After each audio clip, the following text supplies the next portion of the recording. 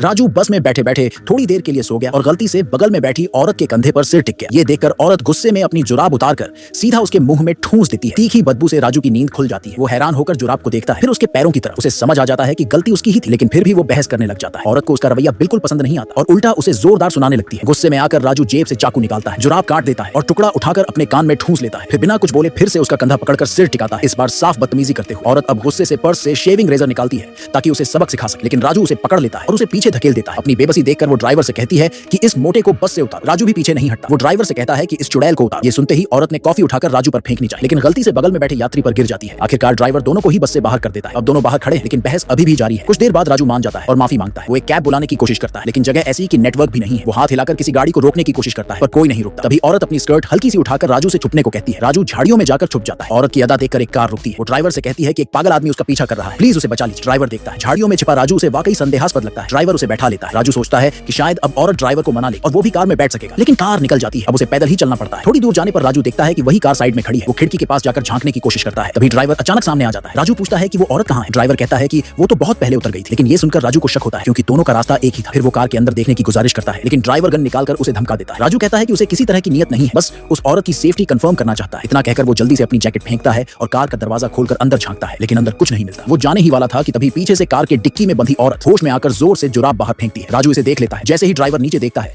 राजू झट से उस पर झपटता है, उसे दबोच लेता है और उसी की जुराब उसके मुंह में ठूंस देता है। फिर पुलिस को बुला लेता है। ड्राइवर को अरेस्ट कर लिया जाता है। बाद में राजू औरत के पास जाता है। वो पूछती है, मैंने तुम्हारा अपमान किया, झूठ बोला, फिर भी तुमने मेरी जान क्यों बचाई? राजू मुस्कुराकर कहता है, किसी एक बुरे पल से ये तय नहीं होता कि कोई इंसान बुरा है। जिंदगी में चाहे जो हो जाए, इंसानियत नहीं छोड़नी चाहिए।